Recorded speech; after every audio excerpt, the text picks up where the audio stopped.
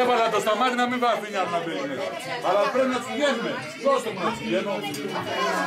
Σημασία και να μην τους κρατάμε μόνο.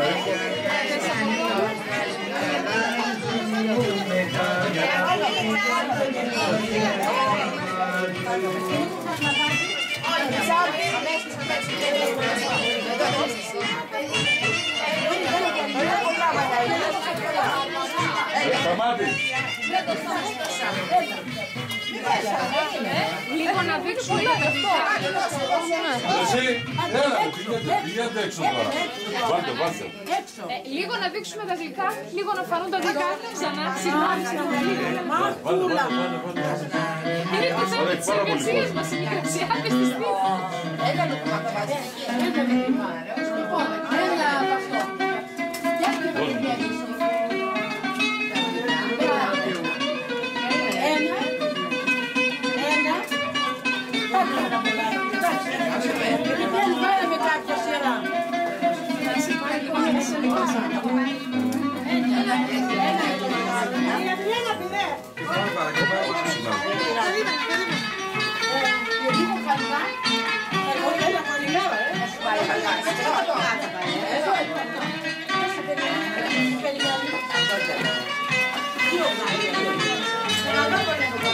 Σήμερα, Δευτέρα 3 Δεκεμβρίου, βρεθήκαμε στην περιοχή του συνοικισμού.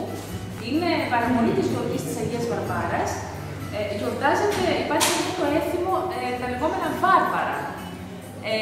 Δεν γνωρίζουμε εμείς, γνωρίζουμε πολύ λίγα πράγματα, περισσότερα για την ιστορία του έθιμου αυτού και το πόσα χρόνια γιορτάζεται εδώ, τι ακριβώς είναι, θα μας πει ο κύριος Ευστράτιος Στρατέλος.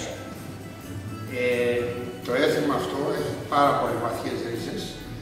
Εμείς οι γεννημένοι εδώ στην Ελλάδα, η δεύτερη γενιά δηλαδή των προσφύγων, το βρήκαμε από τις γιαγιάδες που κάθε πρωί χαράματα της Αγίας Βαρβάρας πηγαίναν στα τρίστατα, δηλαδή σε ένα σημείο που ενώνονται τρεις δρόμους.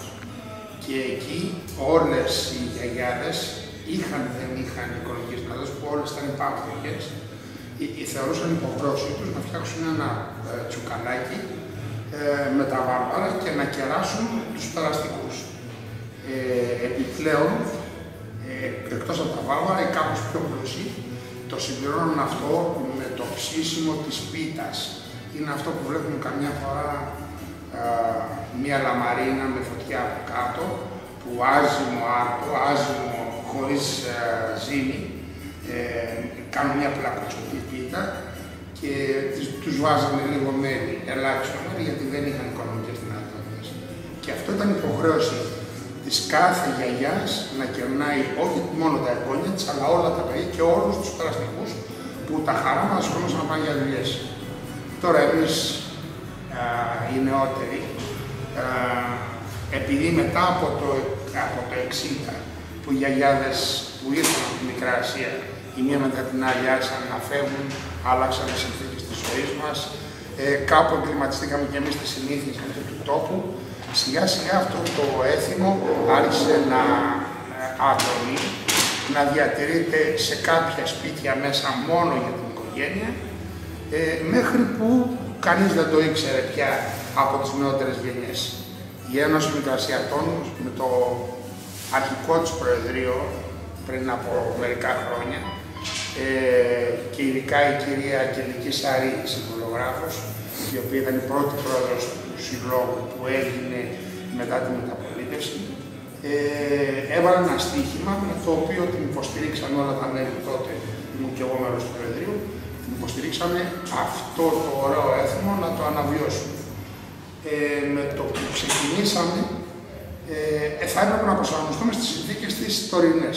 Δεν μπορούμε να το κάνουμε χαράματα. Ποιος θα έρθει. Αναγκαστικά λοιπόν να το κάνουμε απόγευμα για να έρθει κόσμος. Και απόγευμα που να είναι και τα καταστήματα κλειστά. Στη συνέχεια δημιουργήθηκε η γιορτή των ΑΜΕΑ, η οποία συνέτρεπε με τη δική μας τη γιορτή. Θα έπρεπε να λαμβάνουμε υπόψη, να δούμε προτεραιότητα στη γιορτή των ΑΜΕΑ και να μεταβάλουμε και εμείς την ημερομηνία έτσι, που να μην συμβεί στους εκείνους. Εν πάση περιπτώσει, το αναβιώνουμε μέσα στα πλαίσια που μπορούμε. Μην ξεχνάτε ότι αυτή η αναβίωση... Λοιπόν, για 8η χρονιά και φέτος η Ένωση Μικρασιατών Θήβας κάνει τα Βάρβαρα από αναμονή της Αγίας Βαρβάρας εδώ στην πλατεία του Συνοικισμού. Βέβαια μας τα χαλάει λίγο καιρός φέτος, δεν μας πειράζει, εμείς από το ΙΤΙ συνεχίζουμε. Λοιπόν, το έθιμο έχει τις ρίζες του στην Ιωνία πριν 2.500 χρόνια. Τιμώντας τη Θεά Δήμητρα και την Εκάτη, έφτιαχναν τα πολύσπορα οι χριστιανοί της Μικράς Ασίας, τιμώντας τα Βάρβαρα που τους βοηθούσε η Αγία Βαρβάρα από τις μολυσματικές ασθένειες. Το γιόρταζαν στα τρίστατα των χωριών τους και των πόλεων. Έτσι ήρθε μετά το 22 και στην πατρίδα μας. Και όπως είπαμε από το 2004 και για 8 χρόνια οι Μικρασιάτες κάνουν τα Βάρβαρα. Λοιπόν, από νωρίς το μεσημέρι οι γυναίκες εδώ στην πλατεία ανάβουν τη φωτιά μπροστά στο καζάνι.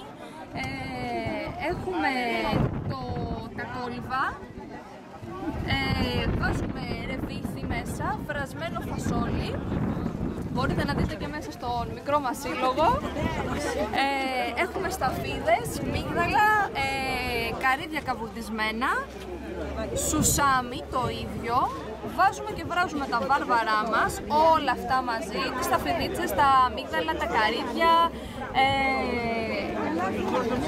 όλα αυτά μαζί. Αφού βράσουν κάνουμε και το χυλό με αλευράκι και νερό και τα αφήνουμε να βράσουν και να πήξουν. Φωτούν έτοιμα, τα σερβίρουμε στον κόσμο, βάζοντας από πάνω καβουρδισμένο σουσάμι και κανελίτσα και ευχόμαστε σε όλους φινέλι και γάλα στην τράτα τους.